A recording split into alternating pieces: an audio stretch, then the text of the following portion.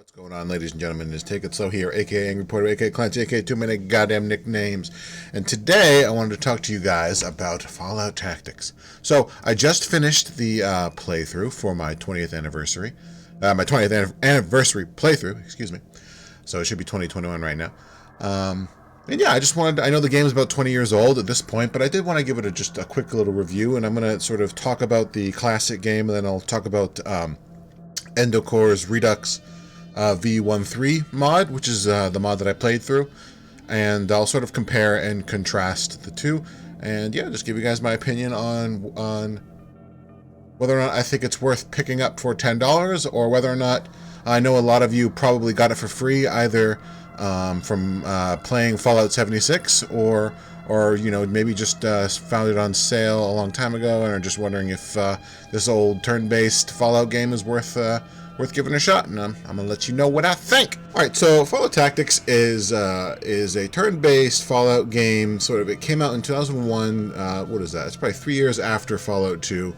It's made by 14 Degrees East, which I believe was the subsidiary of Interplay at the time. Both, of course, are gone the way of the dodo now, completely gone, and the rights to which are now owned by Bethesda. And yeah, it's one of the earliest turn-based tactical games I can think of. You know, of course, you have the classic Wasteland, which came before that, some of the classic XCOMs, Baldur's Gate, stuff like that. But this is sort of like, yeah, it's one of the first squad-based turn-based tactical games. So yeah, if turn-based is your style, but also squad-based tactical is your style, this is kind of a nice early mix of the two. It's also a continuation of your classic Fallout lore. You know, once Bethesda picked up the Fallout franchise, they kind of went in a new direction.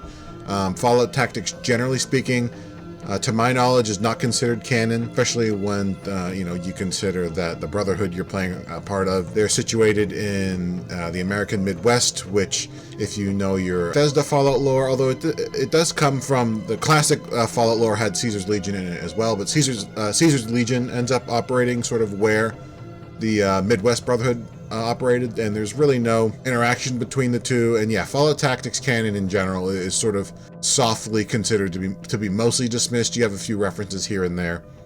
I believe Star Paladin Cross and Fallout 3 will say something like, yeah, there's a Brotherhood faction out in the Midwest, but they went rogue, and that's really like all they say about it. So it would be interesting going forward in the future if Bethesda sort of tied in the Fallout Tactics canon. But if you get around to play it, you'll notice, you'll probably recognize why Bethesda more or less discarded it, especially considering that a lot of the Fallout Tactics lore is very, very close, if not basically ripped from Wasteland, which is sort of the spiritual predecessor. But yeah, it's a continuation of your classic Fallout lore. So if the new Bethesda lore didn't interest you, and you played Fallout 1 and 2 and were interested to see sort of what direction the team was going with the Fallout universe at the time, then Fallout Tactics is definitely a fun pickup for you.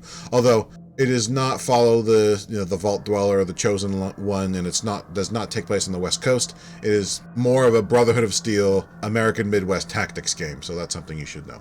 Don't go into this expecting an RPG. It is not an RPG. You can build out a squad of up to 6 recruits with the sort of classic Fallout skill tree. So there aren't any classes per se, but you will end up, at least if you play intelligently, you will end up building characters into like more or less like classes. For example, you know, you'll have a sniper, you'll have a medic, you'll have a heavy weapons person, you'll probably have a tech person, but you can mix and match as you see fit, which is one of the strengths of the Fallout character customization, whereas other games, you know, force you to sort of pick a class up front and then you're sort of locked into that. In Fallout, yeah, you can mix and match, and there's enough recruits in the recruit pool that you can find almost any array of skills and attributes and perks to fill out whatever your squad needs are.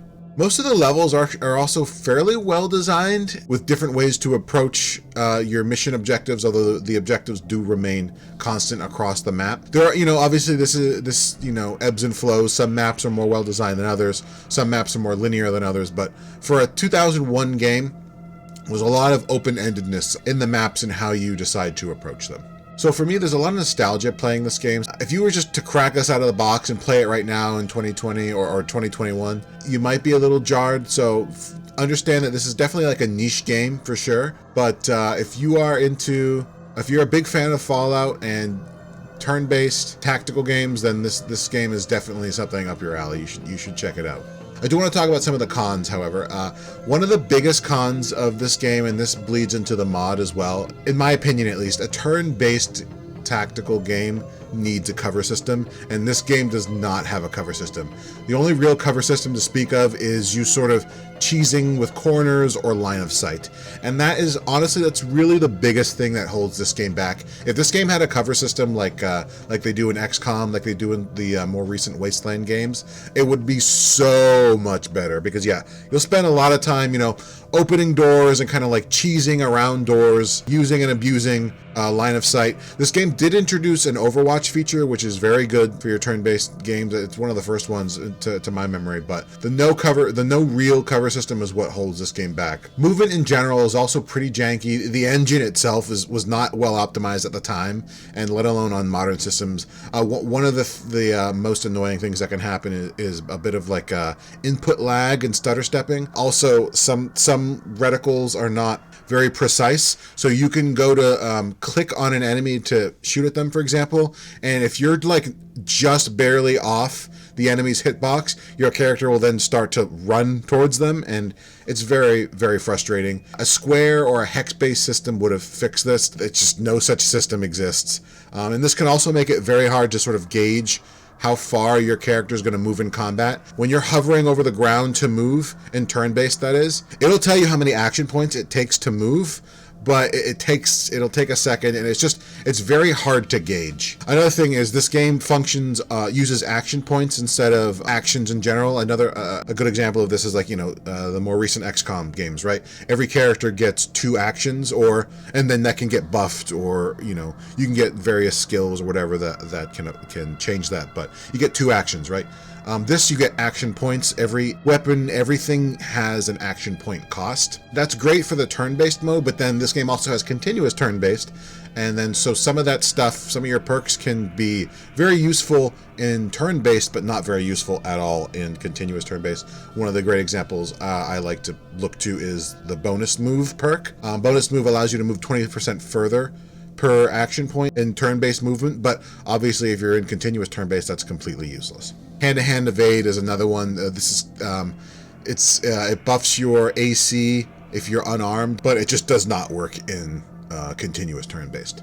Also, a lot of these maps are tiered, meaning there will be like a basement floor, a regular floor, an upper floor, and all that stuff. But because of just how janky the engine is, a lot of times you'll see you can be moving, and then all of a sudden someone below you attacks you, or someone on the other side of a room will get like this sort of bugged out vision of you and take a shot at you. Also, moving up and down ladders and stairs can be very frustrating. Your camera only recognizes where your main character is, so if you move everyone down some stairs, and your main guy's at the back, the guys in the front will run down, the main guy in the back will sort of just like keep running forward, and then your camera will get all fucking skewed. So the tiered maps are very buggy and janky as hell. It's very frustrating.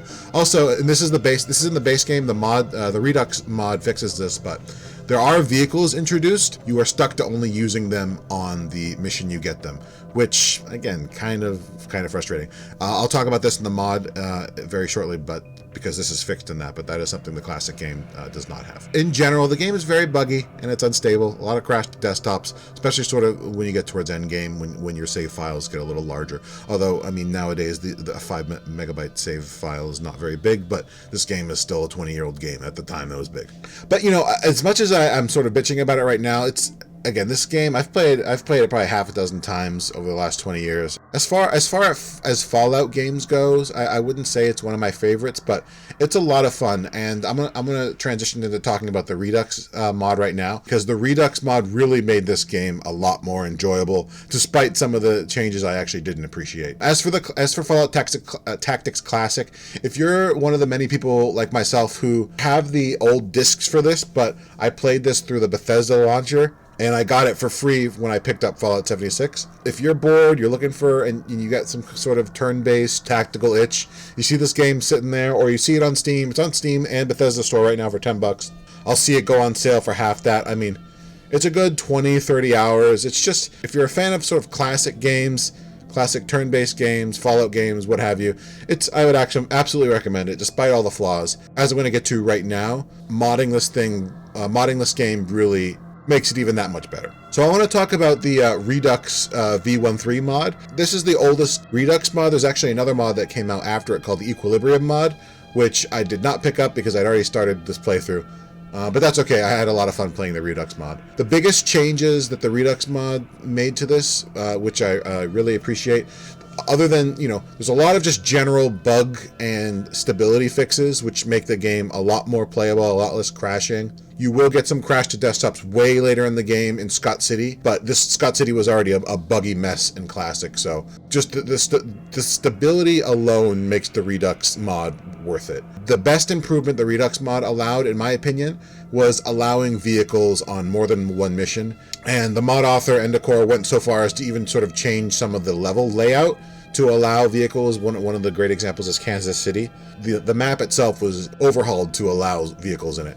And it really just sort of changes the entire way you play for the better. I've seen some people complain that it makes the game too easy, but to be honest, rolling around in a Hummer for a third of the game, and then APC, and then a tank as a squad of 6 Brotherhood guys just fucking mowing your way through everything, it was just straight up a more fun way to play this game.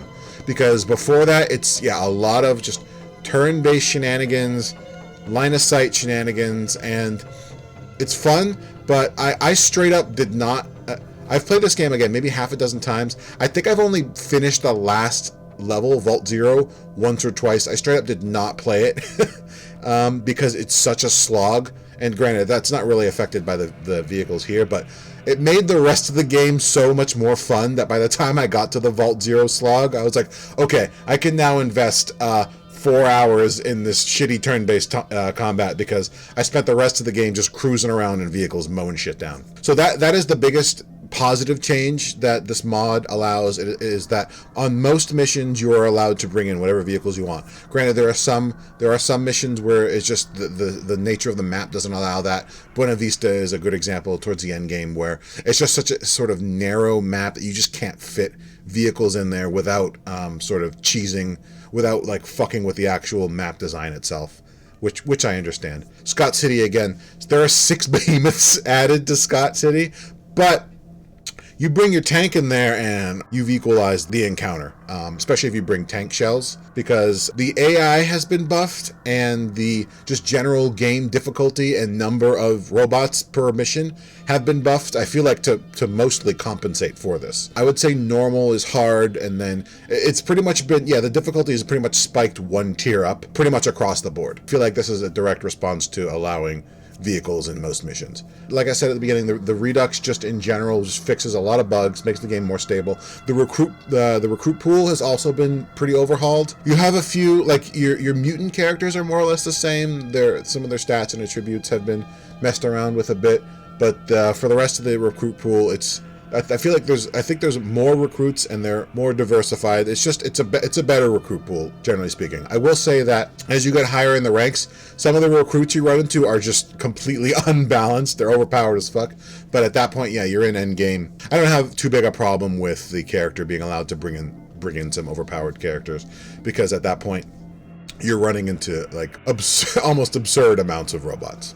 There are a few cons with the Redux mod, and this is entering the realm of sort of just my opinion, and I understand that there's probably some game design reasons that the mod author, Endocore, decided to make these decisions.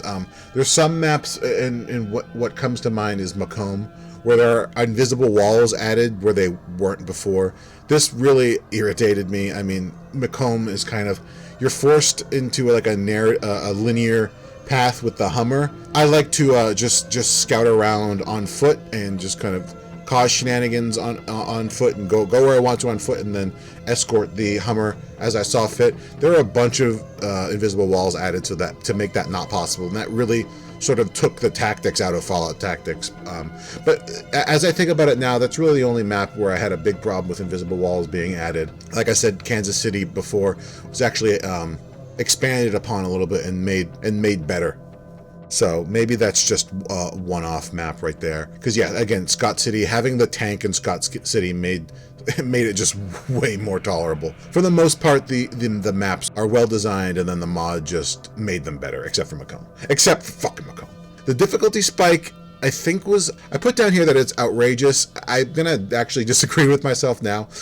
But the difficulty level does spike up one, if not two tiers. So think of normal as hard, think of hard as very hard, and go from there. And again, that's to counterbalance the fact that you being able to cruise around in vehicles makes you overpowered. So you will run into Vault Zero at the end where you can't bring in vehicles and you're going to have to start playing a little smarter. You will be punished for playing like an idiot, like I was many times. The biggest one, I guess, would be Behemoths. Behemoths will straight up one-shot your squad. You pretty much cannot fight them without being in the tank. I've seen some videos of people in the Redux mod sort of cheesing them from long distance with snipers, or getting like a knockout on one of them with snipers and then doing it that way. But there is really no way to fight Behemoths straight up in any capacity. And I guess if you think about that from like a role-playing perspective, of course not.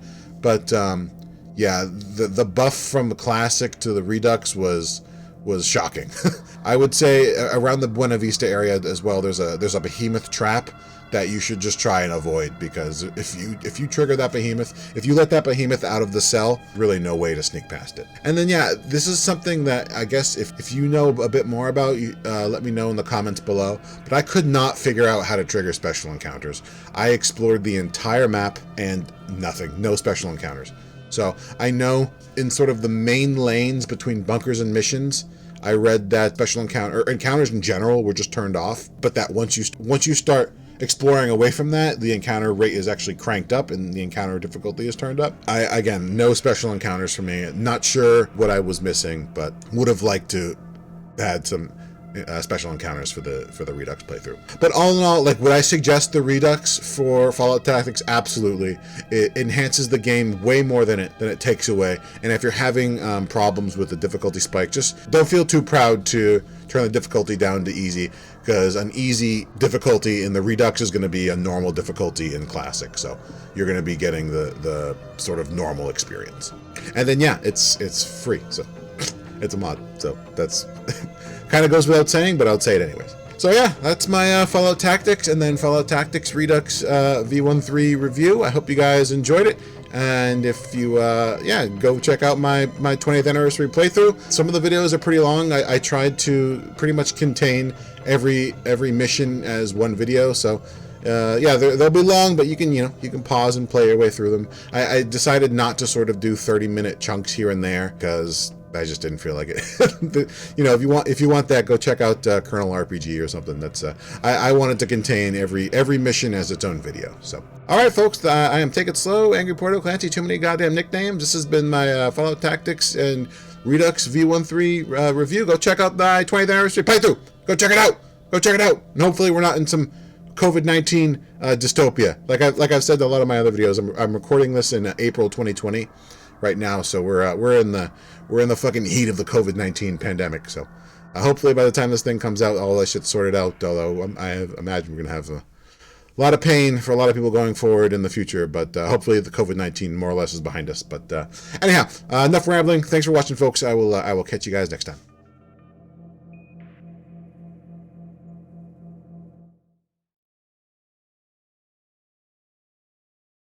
Take it slow.